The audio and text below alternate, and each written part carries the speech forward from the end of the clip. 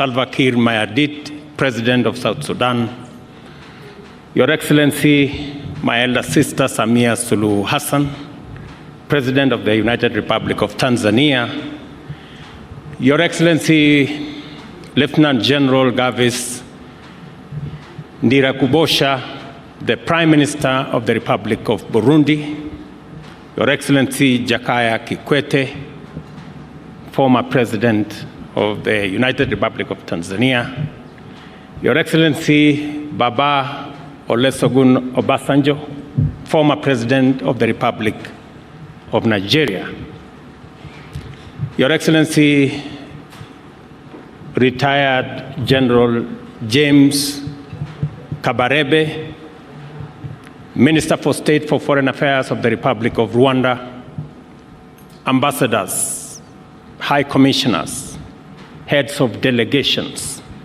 distinguished guests, ladies and gentlemen. I am honored to have this opportunity to extend on behalf of the people of Kenya a warm welcome to each and every one of you, and to thank you for making time out of your busy schedules to attend this historic event. We do not take it for granted that you found time to come. On the contrary, your visit honors our nation greatly. It is therefore an immense privilege to host all of you as we assemble in Nairobi to announce Kenya's nomination of the Right Honorable Raila Odinga as candidate for the position of chairperson of the Africa Union Commission. Your Excellencies, our meeting today underscores our shared commitment to regional solidarity and integration in East Africa, and our determination to mobilize effective collective action for the benefit of the citizens of our countries and the entire African continent. Our East African region, which is home to more than 500 million people, rightly considers this moment to be its turn to offer leadership on the basis of the principle of inter-regional rotation. I am encouraged by the fact that more than ever, our region's leadership is alive to the complexity and dynamism of the challenges which form the regional and broader international context of our Pan-African moment. These challenges range from political instability and associated governance issues, conflict and insecurity, together with related humanitarian tragedies, cross-border and international crime, including various forms of illegal trafficking in drugs, arms, and persons. Others include climate change, whose effects have trapped many countries in the difficult place between extreme drought on one hand and devastating floods on another. Equally encouraging is our firm shared understanding that this context is incomplete if we do not pay attention to the global implications of an African continent that is undeniably on the rise, powered by an unprecedented demographic dividend and equally incomparable endowment of natural resources, including critical minerals and renewable energy potential, which are vital for a future that is going to be underpinned by sustainable green growth. Our Pan-African moment, ladies and gentlemen, must be defined by the transformation of our collective capacity to solve our various crises and turn our potential into engines of sustainable growth and inclusive prosperity for present and future generations.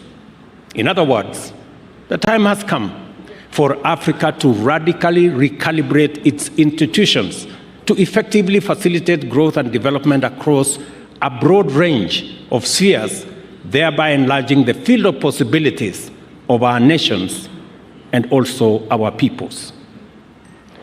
To seize this moment, we need an African Union that can coordinate, oversee, and drive important continental agenda in a manner that brings Agenda 2063 onto the fastest delivery track. This will be an AU that is empowered with adequate diplomatic, security, governance, financial, technological, and even ecological leadership, and a management capacity to steer us rapidly beyond the sustainable development goals to Africa that we all want for the benefit of every nation and every African citizen. The feeling that Africa is ripe for this historic moment of radical transformation is shared by all our people and all our friends. Nothing stops us from moving into the necessary gear to claim our destiny, and this is why institutional reforms at the African Union are fundamentally essential. This understanding of the monumental possibilities before us and the urgency of our historic moment was underscored here in Nairobi when, at the close of the inaugural Africa Climate Summit, the continent's leaders announced a new transformative agenda under the Africa Leaders Nairobi Declaration on Climate Change and call to action. Among many significant pronouncements, the Nairobi Declaration emphasized the imperative of just, inclusive, equitable, and fair multilateral institutional architecture as a fundamental prerequisite for us to transform our immense potential into inclusive opportunities and sustainable prosperity for all of us. Fellow African leaders agreed at the summit that this would be by enabling our continent to industrialize for the world while also decarbonizing it using our abundant human, mineral, energy, and natural resources. The Honorable Raila Odinga has spoken extensively on the same. To actualize this ambition, the transformation must begin here at home in our continental institutions. Africa must aim at greater self-reliance and a more pronounced role in global governance. For this to happen, reliable and predictable resources to implement the African Union goals of sustainable development and deeper integration are necessary. To this end, I want to promise Kenya is firmly committed to upholding the Kigali decision and will remain a strong contributor to the AU budget as a pioneer in implementing the 0.2% levy on eligible imports. The evolving global landscape requires us to discard outdated principles, practices, and institutional arrangements in order to embrace new opportunities. It is a fact that our continent is now a significant global player, and we must leverage this enhanced profile to our advantage. The success of our transformation will be measured in terms of the relevance and effectiveness of our policies in transforming Africa from the ground up. Moreover, to give all our people and nations a fair chance to seize emerging opportunities, the task of addressing the persistent problems of state fragility and forgotten conflicts while boosting humanitarian efforts must further escalate significantly as a critical priority for all of us. Accordingly, Kenya has committed significant resources to processes aimed at achievement of peace and stability in our region, including in Sudan and also in Somalia. The complicated challenges arising from the prevailing geopolitical environment, including the impacts of war in Middle East and Eastern Europe, and the growing threats to cybersecurity at a time when humanity is increasingly reliant on technology and connectivity, which have intensified the dynamism and complexity of the operating environment of our institutions and require a flexible approach to technology and security. These are interventions that require leadership. Our commitment to strengthening multilateralism from regional to global levels remain steadfast. Kenya has already stepped up to enhance its contribution to Africa's development by championing institutional reform at the African Union. We believe that offering a highly qualified, experienced, and competent candidate to lead the African Union Commission is perfectly consistent with our commitment to the transformation of our continent through our institution of Pan-African unity. The Honorable Raila Odinga is a celebrated statesman whose longevity in leadership has been sustained by an unrelenting devotion to democratic change as the foundation of sustainable freedom and prosperity. Kenya has benefited from progress both on the broad stage of national governance as well as the evolution of specific sectors that are attributable to reforms championed by the Patriotic League of indomitable visionaries, among them the Honorable Raila Odinga. I want to say the Honorable Raila Odinga possesses the professional capacity and experience, a proven track record of transformative leadership, and a wide experience of accomplishments at the national and regional levels. Furthermore, the Honorable Raila Odinga enjoys a sterling reputation as a zealous Pan-African who has consistently demonstrated a strong faith in Africa's possibilities and exemplary commitment to the cause of laying a robust foundation for Africa's transformation in our time. Therefore, Excellencies, ladies and gentlemen, I know that Honorable Raila not only possesses the requisite credentials, but he is also the ideal candidate to lead the African Union Commission.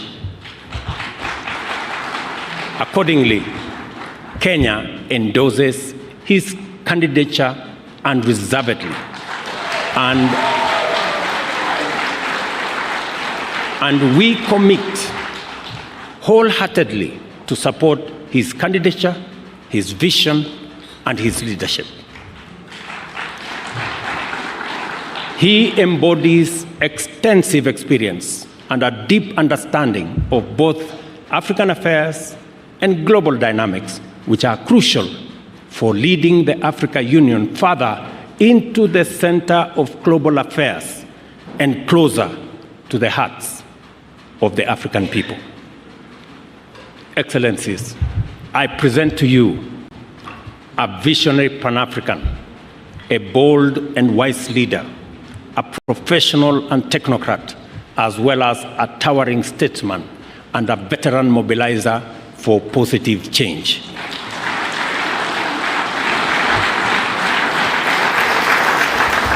I am confident that he will give his utmost and do all it takes to make Africa proud and Africa powerful. I think the lion story is apt. To assist in making the case for Honorable Odinga's candidature, I also unveil the Secretariat, which will be led by Kenya's Foreign Affairs Principal Secretary, Horace Sing'oei, and Ambassador Elkanah Odembo. It will also include a diverse membership drawn from 5 regions of the African Union. The assignment we are called upon to undertake at the African Union Commission is the work of all Africans, for all Africans, and a noble cause to bring our peoples and nations in touch with the promise of the glorious future we all deserve. A new chapter in our common journey has begun. We shall travel on this road to freedom and democracy, stability and security, peace and prosperity with all our people, all our leaders, governments, and with all our partners throughout the world. And I'm happy that the global community is represented here by our ambassadors. We take this assignment very seriously, and we have entrusted it to our most capable steward. On behalf of the people of Kenya, I wish the Honorable Raila Odinga success as he makes his case to be elected as the chairperson of Africa Union Commission. I am highly indebted to each and every one of you, heads of state, leaders of delegation, and friends, for taking part in this historic event for Kenya, for East Africa, and it's my prayer that the Honorable Raila Odinga will be elected the chair of the Africa Union Commission. Thank you very much. God bless you. God bless our East African region, and God bless our continent, Africa.